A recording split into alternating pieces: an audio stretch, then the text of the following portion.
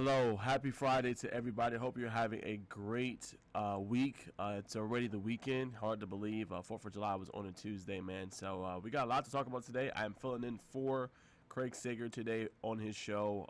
Today we're talking to Darryl LaBarrie, former Georgia Tech alumni. A little bit about the ABL event, learning more about it, kind of his role in it, what he's enjoyed most about it, a little bit about some of his ventures and things like that in his career as well. And then we'll get into it with Peachtree Ridge head coach Matt Helmerich. Talk a little bit about Peachtree Ridge and their group this upcoming season. And then we'll conclude with some major news. I went to EJ Coast's commitment yesterday. It was a lot of fun. Talk a little bit about that. And then the FBU Top Gun Showcase in Florida at Naples. We'll conclude with that, a little bit of details about that. So without further ado, let's go ahead and bring on Darryl LaBarrie from Georgia Tech. What's going on, man? How you doing? I'm doing great, sir. Appreciate you coming on the show today. How are you? I'm doing well, man. Happy to be on the show with you guys. Yes, sir. So let's go ahead and get into it. Before we talk about the event, the alumni event, and the ABL thing, let's talk a little bit about you, sir. Let's talk a little about your tenure kind of at Florida A&M first and foremost, and then you became a Georgia Tech alum and played there for several seasons. But what did you just enjoy most about playing basketball, being at Georgia Tech? How fun was it being a Yellow Tech jacket? One of the best times of my life, man. Georgia Tech, obviously, is a tremendous school. I'm from Atlanta, so being able to play at home in front of my family was something that meant a lot to me. Being able to have my parents and grandparents at the game was a beautiful thing. I met my wife there. I met my mentors, Paul Hewitt, who was my head coach at my time at Georgia Tech. I also played for Bobby Crimmins, who was a great guy as well. But it just really shaped me as a person, and those experiences and the friendships and relationships that I was able to build there. Being able to play in the ACC was an unbelievable deal. No offense to college basketball now, but I was matched up with dudes like Vince Carter, Antoine Jameson, Jason Williams, Elton Brand, Trajan Langdon, Corey Maggette was coming off the bench. Like, it was loaded, absolutely loaded. And I'd be remiss to not talk about Juan Dixon, Lonnie Baxter. We had national, like, it was the national champ was coming out the ACC every year when I was playing in it. So you were matched up against a pro every night. It was a challenge and a great experience and something that I'll never forget. Yes, sir. Definitely. You're playing against some top tier talent. Man, Corey Maggette. I remember watching them growing up. I was a little kid, very, very young, probably 6, 7 years old. But I remember their highlight reel plays. I really enjoyed watching them play. But what's your kind of favorite thing about the sport of basketball? What's just kind of kept you around the game so long? I know you give back and you do several other things, but just what's kept you around the sport so long? It just did so much for me. It started out as a hobby, something that obviously it's a little bit more fun for you if you have a talent for it. I had a knack for playing basketball and scoring the ball, so I enjoyed the play. But as I got older, it was about the relationships, the camaraderie, being able to compete, having a unified goal with the group, and trying to accomplish it is something that I've always enjoyed, being a part of a team and being a leader of a team. So I've always wanted to stay around the game, whether it's mentoring other players and helping them to try to achieve their dream. That's why I kind of became a coach, because it's more about the relationships afterwards. So one of the things I'm most proud of is I was in 4 of my former players. Well, I wasn't in, but I was invited to 4 of my former players' weddings this past summer. So that shows that I had an impact on their life, and I'm somebody that they feel like they want to share those experiences with. And that's what I get the most out of is the relationships and trying to help guys become the best person they can possibly be. Yes, sir, certainly. So let's talk a little bit about now the alumni basketball event. So for fans and people that want to come and don't know a lot about it, tell me a little bit about what it is, what's your role necessarily, and how excited are you to kind of play with some former teammates as well? So I'm getting to play with some former teammates and some guys that I coach. So I'm really Wow. excited about it, to be honest. So I was approached by Mario West, who is a former Georgia Tech player, played in the NBA and is now with the NBA Players Association. Um, and he's a guy who's always kind of kept in touch with players of all generations from Georgia Tech. So he was the ideal person to be our general manager, a kind of guy who would put our team together. And we're going to play against Georgia. To hell with Georgia, by the way. If you're a Georgia Tech person, you know what that means. So even though this is an alumni game, and believe me, we're going to try to have fun, but I can promise you that both groups will really want to win this game for bragging rights. And like I said, I'm getting to play with some guys that I was a little older than. So I was a grad assistant with Jeremy Smith, who was out of Fort Worth, Texas. I stayed in contact with him, and we talk regularly. We've never got to play together in an actual organized game on the same team. We played tons of pickup together. And then I'm getting to play with three different guys that I coached, one that I recruited. So I'm excited to play with those guys and fuss at them while I'm on the court with them, because I'm usually on the bench telling them to do something. Now I can be on the court and tell them to do something as well. And we've all just been talking about it. Everybody's excited. I think it's going to be a great event. Georgia Tech is a huge rivalry in the state. I would recommend that everybody come out. I think it's going to be some good basketball. I think it's going to start out fun and a little relaxed. And I think early in the game, midway through the first quarter, I think it's going to get a little intense, and it's going to be a real life game. We'll be fighting for loose balls, scrapping. It's going to be hard fouls, the whole deal. Like, I think everybody should come out. It's going to be a great event. Got you, sir. And then, so tell me a little bit about, okay, so obviously you're going to be playing with some of the players that you coach, some of that you recruited, and then former players. So, yep. Man, what's the practice like? Like, are you guys practicing yet? Have you guys been running plays? You got set plays? Or are you guys just kind of going free for all for fun? So we just started really talking about that, what our plan is for that. And if anybody from Georgia is listening, we're not doing anything. We're just going to show up to the game and just play. So I think that's the same thing you guys should do. One thing I'm interested in is we even showing like all our guys who are playing, like we're being showing who we're playing. I know two of the guys that are playing for Georgia, and I want to know like who is on their roster. Why is it a secret? Can we go ahead and announce who's playing for Georgia? Ezra Williams is a guy I grew up with, and Adrian Jones is a guy I grew up with. So I know those two guys. I just want to make sure they don't try to throw any young guys out here who just got done playing. This isn't an alumni game. I want to make sure we don't have any 2023s running around out here. But we will probably try to get together if we can. But, the thing is we have people in different states. That's the one thing about this event is we're going to, be able to bring everybody back.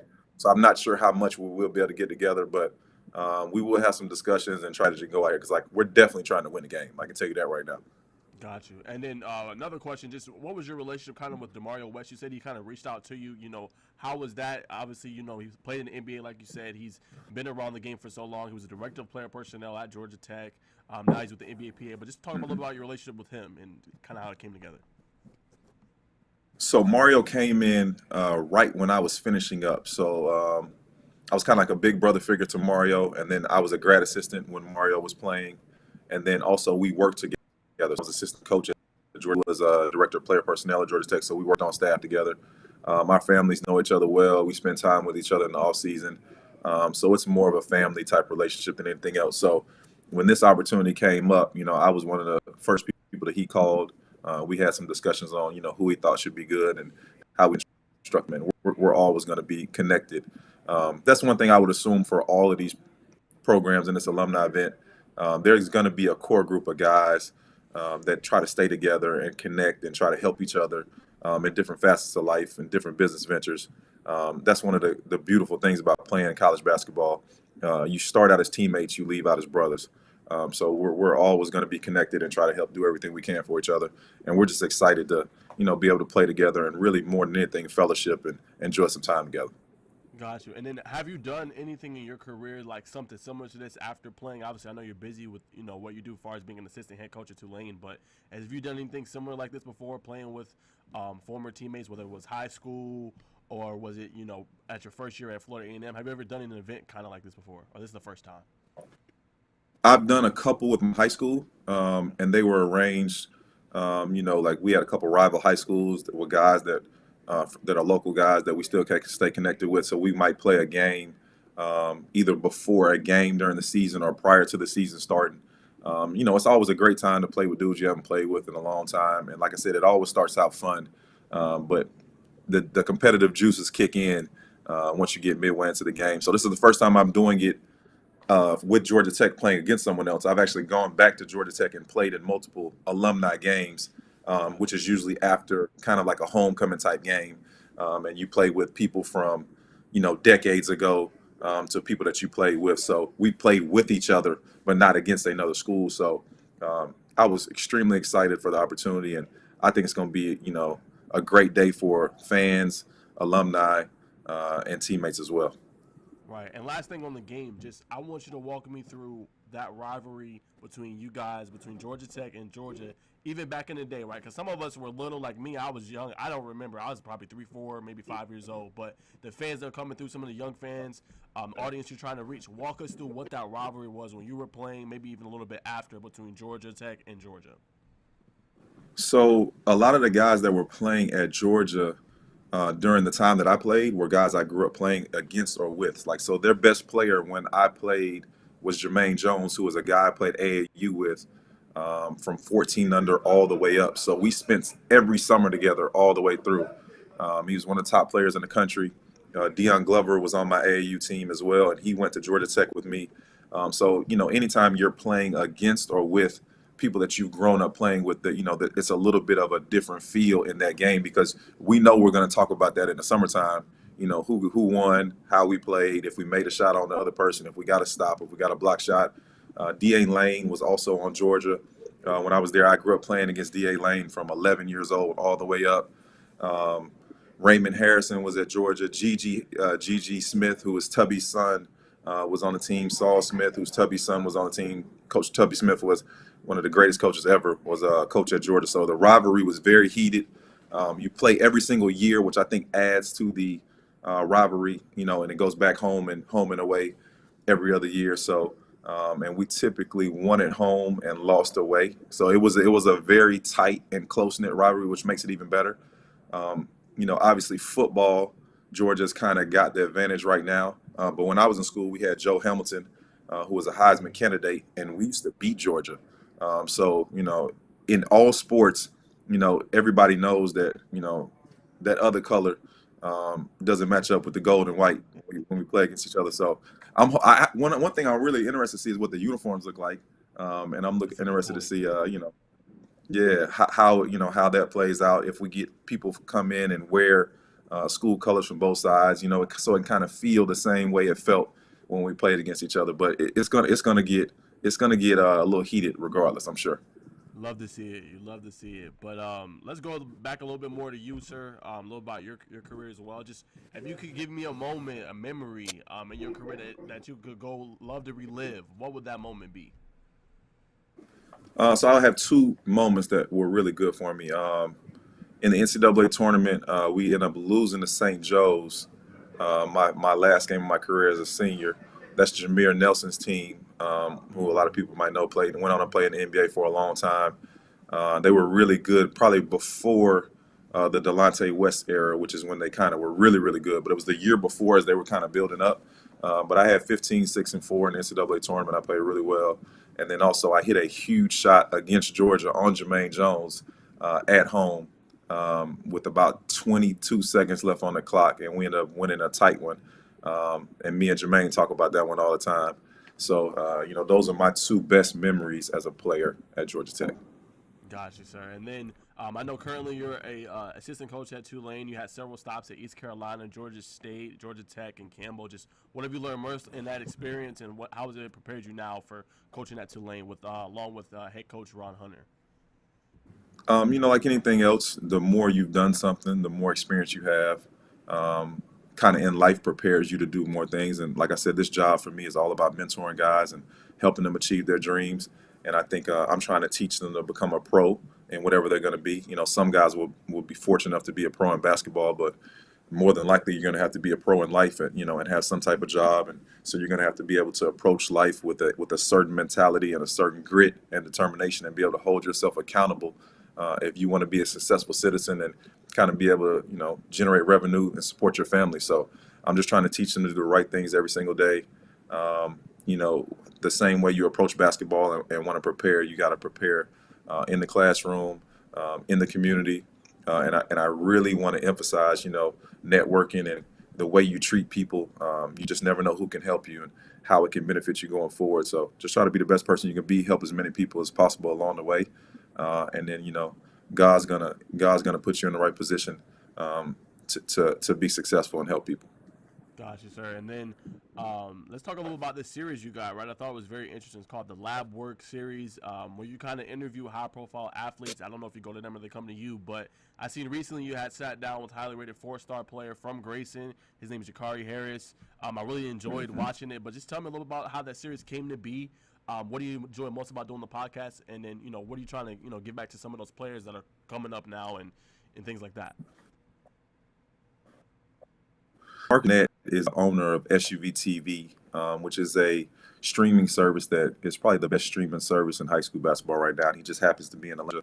And I started doing a little bit of broadcasting for him. And between the two of us, we kind of brainstormed and came up with the idea of kind of doing a play on, how Jay Billis does 90 feet when he does like a game day and he kind of talks to players and tries to get to know them. So what we wanted to do was get people to know these young men off the court. So a lot of people see them play, but they don't understand the intellect or the approach and why they're such good players. It's not always talent. It's kind of their mentality or the way they see the game. So we wanted to kind of open up and bring their personality out and let you learn a little bit about them. We're very selective of who we picked. And it's surprising that it's worked out the way it's worked out. We never thought that we would end up with so many pros, but we had Jabari Smith, we had Walker Kessler, we had Isaiah Collier, who ended up being the #1 player in the country. Jakari Harris is as good as it gets right now. We had Caleb Murphy early, who's at DePaul now, but has a very unique game. So we were extremely proud of what we did, and we wanted, like I said, we wanted to kind of bring their personality out, talk about how they saw the game, and then also I wanted to kind of give them some information that I thought could help them along their path.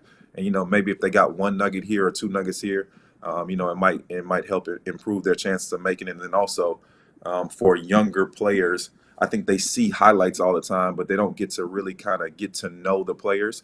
And maybe a lot of them talked about hard work, doing the right things.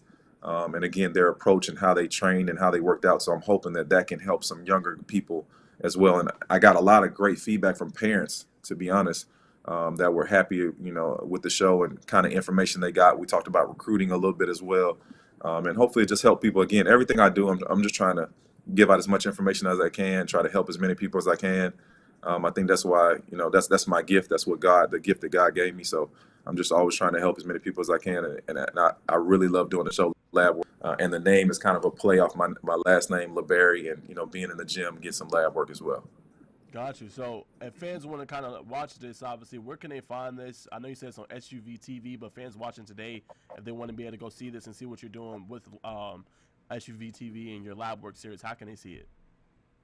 Yeah, so if you Google lab work and put in my name, Darryl LaBarrie, or lab work and SUV TV, you can pull up all the ones that we've done already. And we got some stuff coming in the future. It's going to be tweaked a little bit. I won't be able to talk to student athletes because of my position, but we're going to try to bring in some college coaches and maybe some NBA personnel and give some people some different perspectives. And again, just try to give as much information as we can and try to help as many people as we can. So be on the lookout for lab work. We got some things cooking right now. Yes, sir. Well, a couple more questions before I let you go. One, who are some players we should watch out for this upcoming season just for Tulane, returning starters, freshmen, anybody that's, still out there? I know it's still early and the season ended in March, but just any players we can look forward to seeing this year. We got a really good team, but our three our core guys who are older are Sion James, who's out of Georgia, went to Lanier High School, built like a Greek god, can handle the ball, can shoot it, great kid, 4.0 student, going to be successful in life, probably going to end up either running an NBA team or running the NCAA or being high up in government. I mean, he's just a special kid. Jalen Forbes, who was our second leading scorer last year, averaged about 17 points a game, shoots it from a high clip from three, really smart, always in the gym, always working, great kid. And then Kevin Cross, who's kind of a do-it-all forward, who can defend in the post but can really ball handle and make plays. Those three guys had some NBA looks this year, entered their names in the draft and decided to come back. and they're going to be the core of our team. But we got some good young guys around them that are going to kind of fill those other roles. You can't win with just you got to have a main core, but then you got to have other guys that do the little things to help you win games. So I feel good about our team, and you guys should be on the lookout. Tulane's going to make some noise this year. Yes, sir. We definitely be on the lookout. And then one more question back to the alumni event game. Just if fans wanna, are you guys doing like a fan section? When I mean fan section, like can fans get autographs with you guys, potentially pictures? Is gonna be any fanfare at the event? Because sometimes fans like to come and see some of their old people they grew up watching, and want to just like kind of interact. Or would be kind of any fan interaction at that event that you know of? We talked about it a little bit, and we're all going to try to get there early. So we would love to interact with anybody that wants to interact with us. That situation doesn't happen much for us anymore. So we would love and welcome that to sign any autographs, talk to people, take pictures, do whatever. Because the fan base at Georgia Tech was tremendous for us. They're like family for us too. So that's why we want to go out here and perform well and represent them well. And we would love to speak to them or do whatever before the game or maybe even after the game as well. And we're excited to welcome any and all fans for sure. Yes, sir. And last question, what other ventures are you doing, obviously, outside of basketball? I know you were a father of three, I think 3 girls. Just anything else That's you correct. do outside of – that's correct. Yes, sir. So just anything else you're doing outside of basketball? That I know you love to get back your time, and you do a great job with that mentorship and advice and getting these young men ready. But just anything else you'd like to do just to kind of pass your time, when you're not coaching or, giving back? Yeah, if I'm not doing anything related to basketball, and like I said, we're gonna still do some more lab work stuff where we try to, give back and do as much as we can. But outside of that, I got 3 daughters.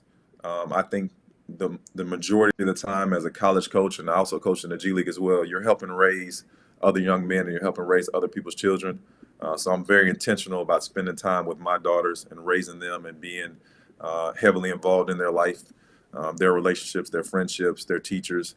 So I want to make sure that I, have a clear separation between the two, and I make sure that I give back to them so that they can look back and have good memories with me as well. So outside of all the basketball things that I'm doing, I always try to make sure that my family, my wife, my daughters, get my undivided attention when necessary.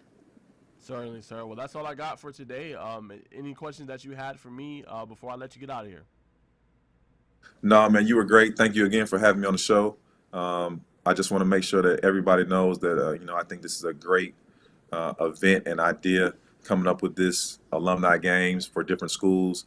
And like you said, hopefully galvanizing some fan bases and bringing some people back.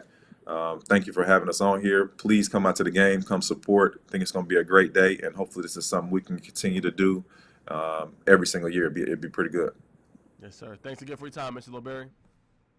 Thank you. Yes, sir. All right, guys. So, again, that game will be July 22nd at West Forsyth High School. Go to scoreatl.com for all the details. I recently just wrote a story about the Georgia Tech roster, which will include Darryl, LaBarrie as well, and several others, including Evan Cole, Lester, and many, many more. So go check that out. I think there will be a story next week on potentially the roster for UGA. So keep it locked for there. We're going to take a quick break, thank our sponsor, and we'll be back on the other side to talk to head coach for Peachtree Ridge.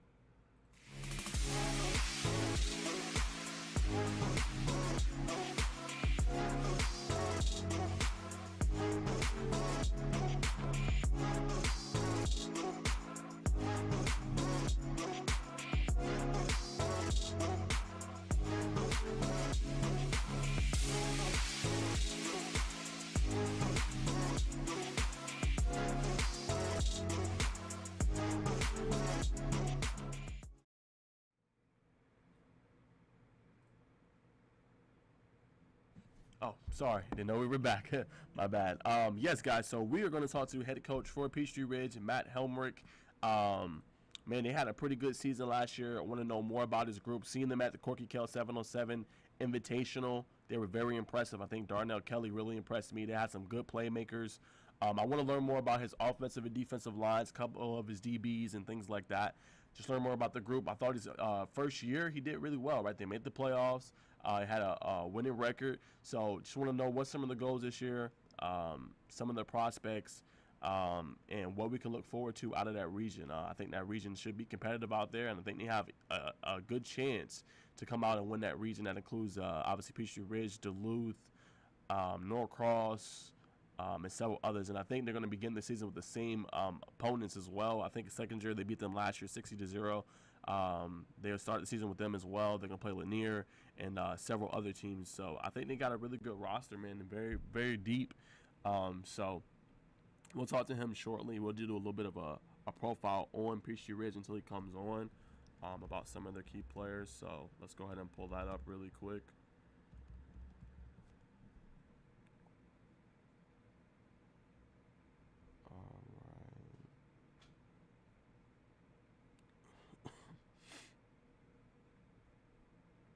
All right, so guys, they actually begin the season August 18th. Again, as I said, against Second-Year last year, 6-5, 3-3 in the region. Good enough to get into playoffs. It's kind of tough. I'm not gonna lie. Had a pretty good season, but you had to play the behemoth Buford in the first round. That's not easy for anybody. But overall, had a pretty good season. Started off 2-0, so did what they needed to do there. Played Loganville in that third game. They had a really good season last year out there in 5A. So some of their key players from last season, let's go ahead and take a look real quick. Let's see. So they're running back. Let's see his name. Jordan Gant. He was their leading rusher last year. Looks like he had about 329 yards, rushing. 5 touchdowns, along of 100+ yards, 13.7 average. And then they had Evans, their junior, who was their quarterback. Ran a little bit of read option, 284 yards and 4 touchdowns. Hold on one second. Said he's on.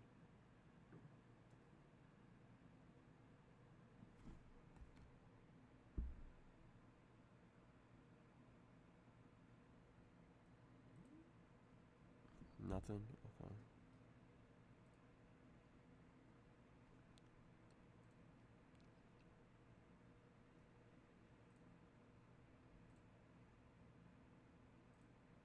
Oh, that's why. Okay. I know why. Just sent it to him. I sent him the one from my shows. That's what it is.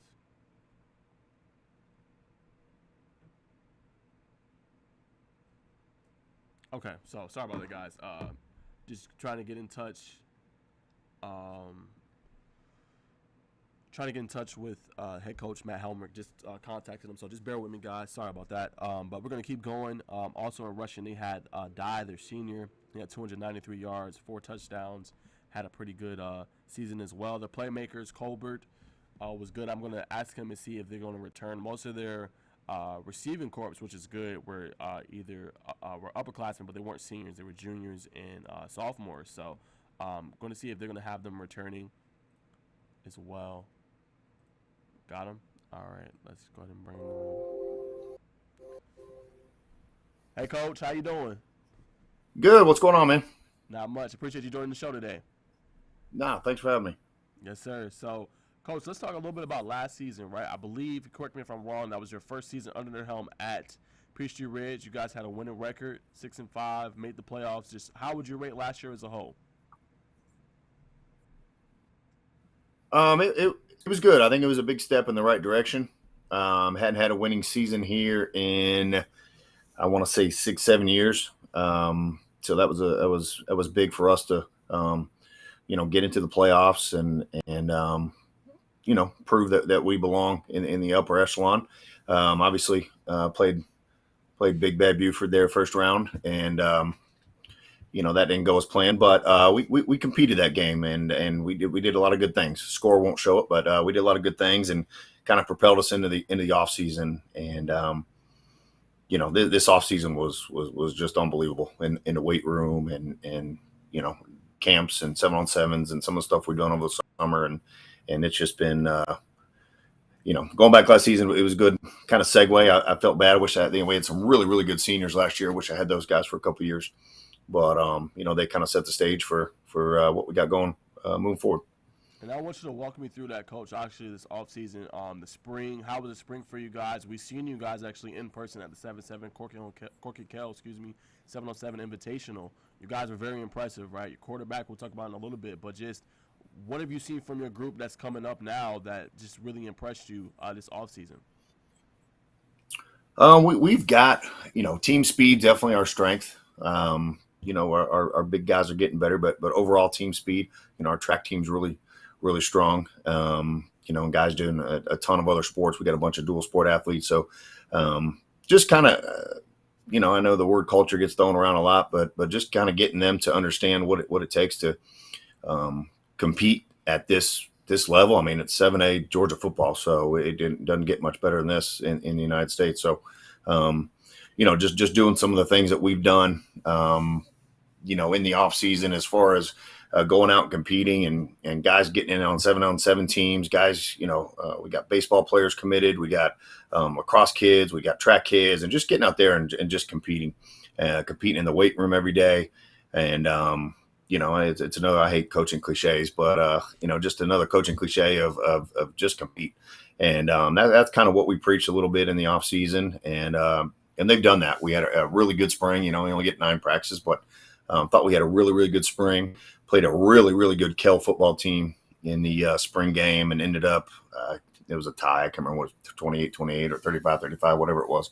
But that was a good, kind of another springboard into the summertime. And, I love some 7-on-7. I love just the tournament aspect of it and getting guys a ton of reps, offense, defense, and, of course, the winner go home, tournament style is kind of puts pressure and you kind of see where your kids, how they compete when the pressure's on. So, our last 4 tournaments, 7-on-7, we're 4-1, 4-2, 4-2, and 5-2. So we're getting there. Couldn't quite get over that hump and bring home a trophy, but we're getting there. Yes, sir, certainly. So, who's been some guys on your group this year that's just impressed you so far? Whether it's weight training in the weight room, practice, the 7-on-7 tournaments. Who's been some guys that's really just stuck out to you so far? Well, we kind of got our, I call them kind of our big 3 of our seniors. Darius Wallace, who took a huge step this spring and got better basketball player. That's first year playing defense, and he's a 6'3", 220-pound outside linebacker. He's got some FBS stuff, Syracuse, Charlotte. He's got some big-time offers. Miles Abernathy, he missed most of the last season with a broken collarbone. Actually broke it twice. So, I feel bad for him that he missed a lot of his junior season. But there's not too many better receiver, tight end, flex, just pass-catching football players in the state of Georgia than Miles. He's got a 32-inch vertical. He's 6'3.5". He's got size 16 shoe, and just catches everything within 10 yards of him. So he is an unbelievable player that I think is going to have a really good senior year. And then our safety, Josh Brown, kind of blew up a little bit in the spring too. He's got 10 or 12 offers now. And, I keep telling a story. I didn't even know. I thought he played football. I had to get to know 140 kids last year when I got here, and didn't even realize he never played football before last year. Ended up starting at safety for us last year, and he's a really long safety, really good baseball player, can run and play that kind of center field position for us, and he's our most physical player on our team too. So those guys, from a senior's perspective, had pretty good springs. We got some other kind of unheralded guys. We got an undersized Mike linebacker, Bryson Williams, who 5'10", 5'11", about 190. Find a tougher player out there, and anybody that's worked harder in the offseason to get himself ready. And then our O-line, D-lines, made some great strides. So got a little ways to go. There's no 6'5", 320-pound guys walking around our house or hallway. So, we've done the best we can. We got good guys on both sides of the ball that have really stepped up. Another kid is AJ Perry, another 6'2.5", 6'3" receiver. Had a really, really good spring, and made some great rings as far as catching and did some good things in track, and I think built up his confidence, doing some high jump and long jump and sprints. And I keep going back to these spring sports. I mean, these kids went out. Martell Moore, we got a 6'2" tight end. He went out and did the same thing as AJ. Got involved in some jumps, and those guys just really went out and competed and got some confidence. So I know I keep saying 6'3", 6'3". We got to be everybody, everywhere we go, every school, every college, every term. I'm like, holy cow, coach, you guys are long. So Right. there's not too many. I think we're 6'3", 6'2" across the board. As far as receivers, offensively. So we are long and athletic there. So. Gotcha, coach. And one more quick question about the receiving corps. I know last year your leading receiver was Jeremiah Colbert. Is he returning for you this year in addition to Miles Abernathy and AJ Perry? He is not. He is wearing the green and he's wearing the green and gold. He's with Buford now. So he transferred in January, I believe. So Okay. Another receiver that's maybe our most complete receiver as far as blocking, catching, route running is Lamar White. That's Roddy White's son. He broke his leg beginning of first quarter of game 3. So he missed most of last season. And it kind of a lingering injury, kind of messed up his track season a little bit too, but he's back full strength, and he's a heck of a player too.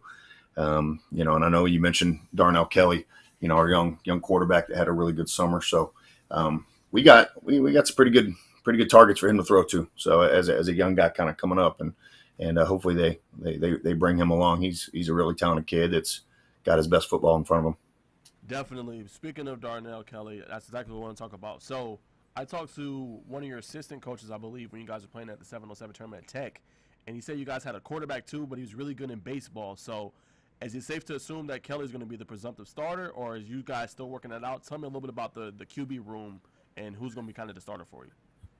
Yeah, it's kind of it's a weird situation, I guess, in today's high school sports world where these kids got lacrosse and baseball and basketball, and everybody's pulling them in 15 different directions.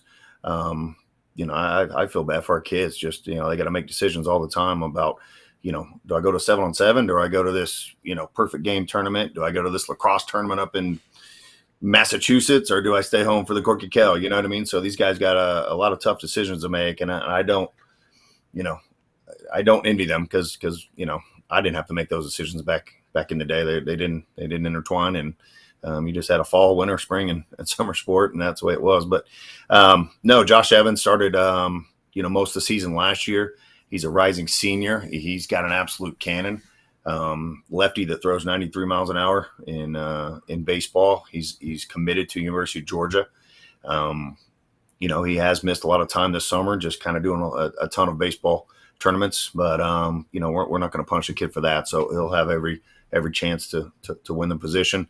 Darnell, and then we got a backup, Jalen Miller, that's had a really good summer too. So best at the end of the day, best player's going to play. So best guy that whoever's committed and coming in, and I'm not gonna punch another kid for missing. Gotcha, coach. So let's move to the trenches. You talked a little bit about it, but tell me about. Let's start first offensive line and then go to defensive line. So what returning starters you got? Give me some of their names. Who are some guys you're gonna be depending on that O line to kind of get some working for you? I know there's still about a month left prior to the season start, but who's some guys you're gonna be depending on? Yeah, Adrian Guerrero is started at left tackle, played left guard his freshman year, started at guard his freshman year, started at left tackle last year, and had a really good spring as far as getting stronger. About 6 foot, 230, 240. So not a huge guy, but he's scrappy, and anytime you got a 2 or 3 year starter coming back, that's a good thing. Our sixth guy kind of off the bench last year. The other four returning, the other four linemen last year were seniors, other four starters. Jalen Williams was kind of our sixth guy. Another kid who was first year playing football last year, and he's about 6'3", 245. Plays tackle for us. Super athletic kid, and worked really hard in the off season. The center position is Jacob Kim, and besides Bryson, I mean, those two guys absolutely killed in the weight room, and just a leader and a smart kid there at the center position. He's done really well. And then the other positions are kind of up for grabs right now. We got 4 or 5 kids that are kind of duking it out for those spots. And going back to Jalen, Jalen's the only senior on that offensive line group, so that's a good thing. Gotcha. I And think then might not be great for early on in the season, but long term, it's good. right, good for learning and things like that. And then what about defensive line? I think you mentioned it a little bit, but like any guys on that you expect a lot of, just guys we don't know. Yeah, Ryan Godin is just a name that keep an eye on, and Ryan is about 6'1", maybe a little over 6'1", about 230, 240. Started at nose for us last year as a sophomore, and funny story about him. I just don't. He's got long arms. He plays hard. He's strong. We talked about kids playing in college, and he didn't raise his hand and kind of pulled him aside afterwards. I'm like, hey man, what are you doing? I thought you talked about playing. He's like, coach, you think I could play in college? Like, yeah, man. 6'1", 6'2", D line with long arms that can get after it. He's definitely got a chance. Another one is Zach DeVille. He played a lot of D line last year. I really like our D line group. They're scrappy. They got a lot of reps last year. Our top, besides Ryan and Zach, we had 7 D linemen graduate last year. So that's another position where seven D linemen and 4 starting offensive linemen. So, we were okay up front, and then they all left. So definitely hitting a reset button there. But we got some young, scrappy guys at a sophomore, junior class. We got some length and some motors, and like I keep saying, I keep going back to the weight room, which has been awesome for us here in the last couple months. So just interested to see what these guys can do. We got a young freshman, Braden Paramore, who's going to be a dude. He's already 6'2", 6'3", 215. I think he's got a chance to be special. He's 27 kid. So we'll see. If these D linemen can kind of hold their own and just get after it like they've been doing, I think we got a chance to be pretty good. We went to OTA last week with the big dogs, with Grayson and Gainesville and Creekside, and a couple of those guys were out for various reasons, banged up, vacation, whatnot. So not having those linemen in there against the big dogs of Georgia hurt a little bit, and it was definitely noticeable. But those guys will be back Monday, and we'll be fine. Gotcha. And speaking of that, when does padded practice actually start for you guys? Is it Monday or is it next week? When does that start up for y'all? Acclimation week is the 24th, and then I think it's the 31st. Yeah, July is the 31st. 31st is that first day of pads. So just talked to the staff the other day. I think we're going to go Midnight Madness at July 21st at 12:01 a.m. and be the first ones on the field in pads. So, it's something we're gonna do this year, and looking forward to it. We got FCA camp here. I've never done that before. I've never done that. I know a lot of coaches speak very highly of it as far as OTAs and getting after it with some other teams. So we're going to do that July 17th through the 19th. So I think that'll be a good kind of a chance for our kids to come together and get some work against some really, really good teams going to that. So that'll be good prep kind of going into the season. Gotcha, Coach. And then I think we talked a little bit at the start about the kind of culture of Peachtree Ridge. So just tell me, what have you kind of implemented? I know one word that stuck out to me, what you was talking about, was compete. But is there any other things that you've just implemented into that culture? Because to me, it seems like the tide is turning for you guys. It seems like you got a good grapple on the guys and guys that have bought in, on the field, off the field, in the weight room, and everything that you guys are doing. So just what are some things you implement inside that culture for Peachtree Ridge? Just a couple things. I mean, our mantra is find a way. You know what I mean? You got a dentist appointment, you got a doctor's appointment, you're not feeling great, you don't have a ride or whatever. Find a way to get here, find a way to get to practice, find a way to pass that test that you don't feel confident about. So we talk about that, finding a way quite a bit. Another thing we've been preaching the last couple of months is just commit and communicate. So communicate with your staff, communicate with each other on the field, communicate with your parents. These guys don't talk to their parents about anything anymore. But just kind of communicate with each other and let everybody else know what's going on.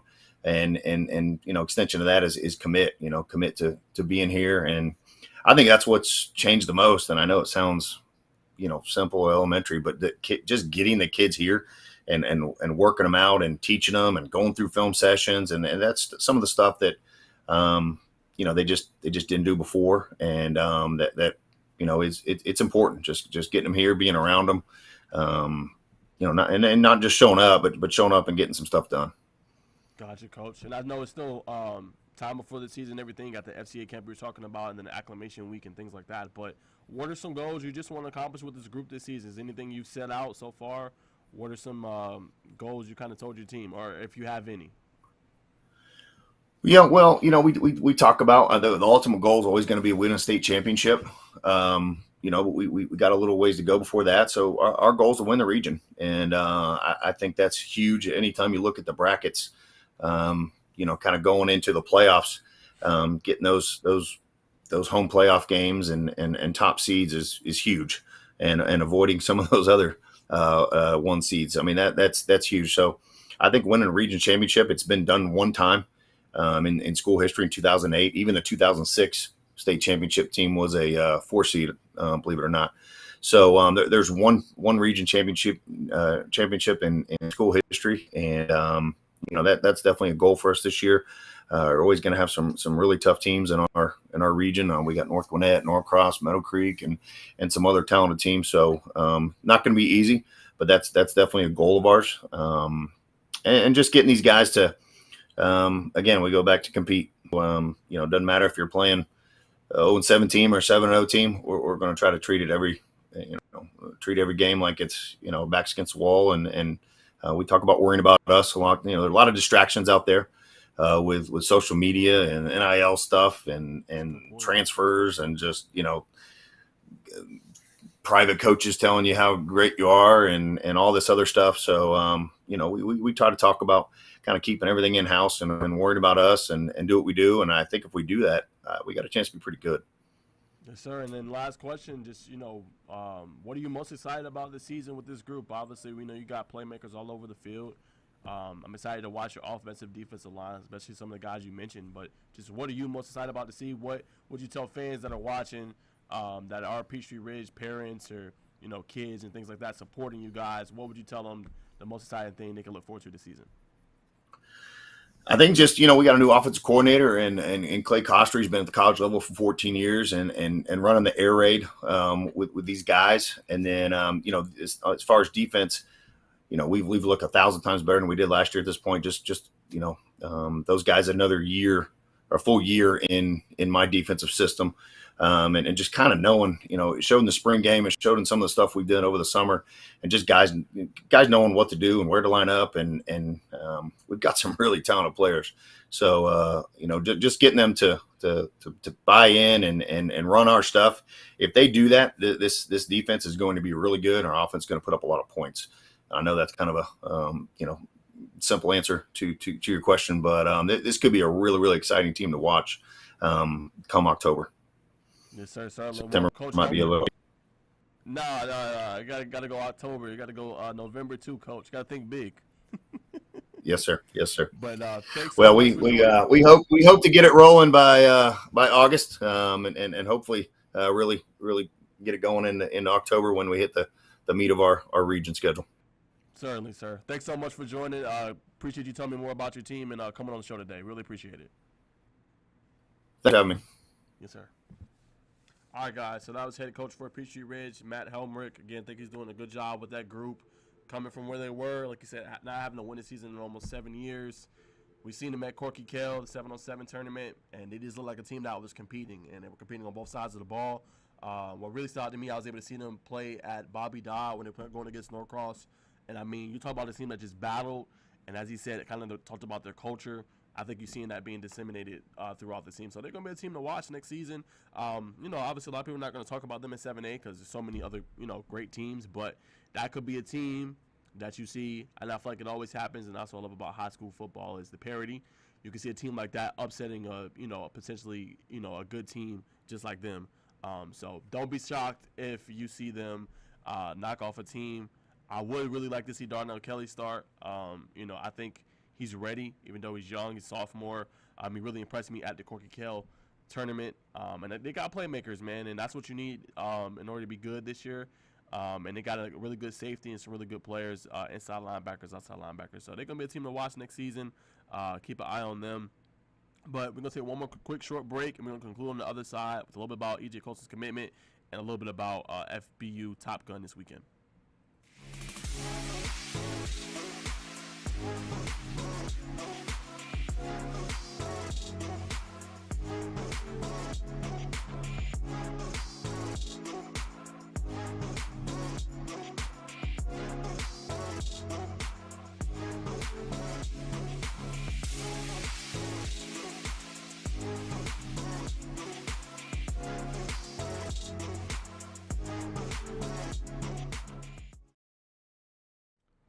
All right, guys. So let's go ahead and talk about a little bit about E.J. Colson's commitment. Man, that was very fun. He had it out in Byron, Georgia. Not a lot of media there. Alex Benson from Born to Compete and Loving Alive was there. He did a little bit of the intro with him and things like that. So that was fun. I kind of figured he was going to go to UCF. It was between Cincinnati, Virginia Tech, and a couple other teams that offered EJ. But he's getting it out of the way early. He's going to have a good 2 years to be able to continue to hone his craft. He's led Cedar Grove to state championships, state championship games, and he wants to keep improving. I liked his interview. If you guys want to go check that out, go to my Twitter page at Najeh Wilk or Sports Talk with Naj as well. You can find the full exclusive interview with EJ. But I think UCF's getting a great player, right? A player that's no nonsense, player that's dialed in, has a cannon of an arm, 4-star player. And what's so cool and what I love about our platform and what we do is that he wasn't known, right?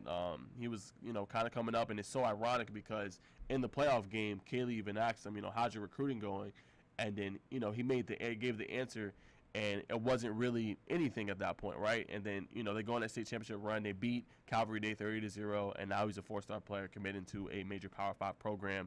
And what really stood out to me is what he said, obviously, about Gus Malzahn, and then about their offensive coordinator. And if you guys didn't know, actually, Gus Malzahn also coached another black quarterback, Cam Newton, to a BCS national championship. And I believe he won the Heisman that year as well. So he's coached guys to success, and I think EJ is going to go into a good system. And that leads me to my next point, right? UCF is knocking it out the box with their commitments, right? Just in this week alone, they've landed Colin Fox, 4-star out of Grayson, right? They've landed Walker Flynn, who's a great interior offensive lineman. That guy's next level. If you haven't seen the clip of him just mauling a defender, straight taking them out of the play in the padded practice, definitely go check that out. They landed him. They just landed Jacob Good, who was former Sandy Creek player. I believe he's at Langston Hughes now. He's phenomenal as well. So they landed him, and now E.J. Colson for the 2025 class. And he's locked and loaded, man. So UCF knocking out the box. They're going to be a team to watch, I think, now out in the Big 12. As you guys know, BYU, Cincinnati, Houston, and UCF recently joined. Along with, they're still going to have Kansas State, Oklahoma State. I think Oklahoma for one more year.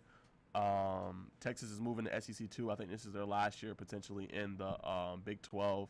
Trying to think of some other teams. Iowa State, several others. So, I mean, it's an air raid system now, and they're producing at a rapid rate, man. So I think they're going to be a team to watch. And, UCF might be able to contend next season, for a national championship because, as you guys know, it moves from 4 to 12. So you have more likely of a chance to make the playoff and potentially make some noise. So I think that'd be good for their program. So that's what I got as far as that. And then the last thing before we conclude the show, we're going to talk about FBU Top Gun. That's actually this weekend. Major event out there in Naples, Florida, held from July 7th to the 9th. All the major recruiting services will be there. Rivals, 247 Sports. They do little profiles and things like that. So, chance to prove yourself. They have 1-on-1s, 4-on-3s, run games, 7-on-7 competitions. The instructors there have over 500 years of NFL, NCAA coaching and playing experience. There, 247 Sports, as I mentioned, the premier scouting and recruiting service in the country, is there to evaluate and create profiles. So they scout in 2024, 2025, 2026, 2027, 2028, and 2029. So that's starting from 6th grade all the way to currently seniors. As well, QB hit list is going to be on site to evaluate quarterbacks for their top 100 rankings. And then cool kind of statistic right here, right? Over 50% of 2022 FBU All-American Bowl athletes were invited from Top Gun. So, hey, you perform really well there. I mean, you have a good chance. So they talk about multiple airports being close to it: Fort Myers, Punta Gorda, Fort Lauderdale, Miami, and then also Tampa. But let's just look at the schedule really quick, and then we'll close out. Let me see. Okay, so registration was actually yesterday. Uh, it was between 4 and 7 p.m. and then 6 to 9 for early combine testing, and the young gun QBs was at 7 to 8:30.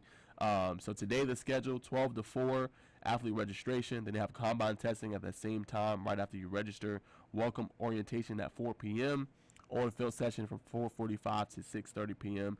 And then for Saturday, 8:30 to 8:45 family recruiting seminar.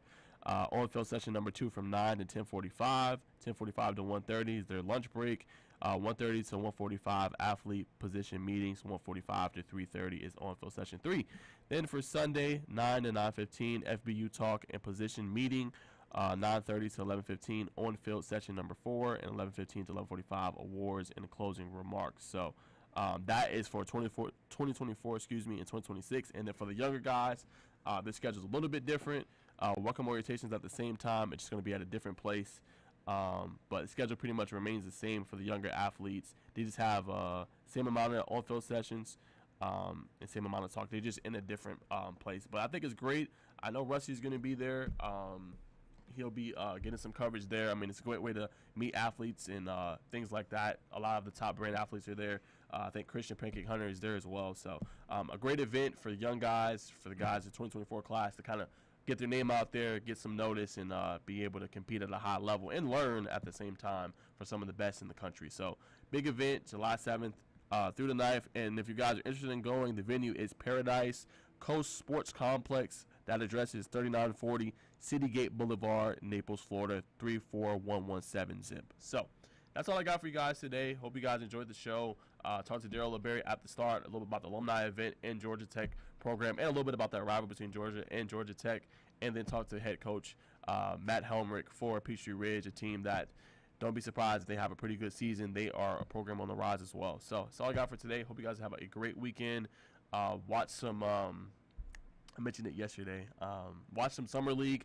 Victor Wembanyama already sold out his debut game tonight, so I'm going to try to watch some action of that, the number 1 overall pick and potential franchise savior for the Spurs. So have a good weekend, guys. We'll see you guys next week. Peace.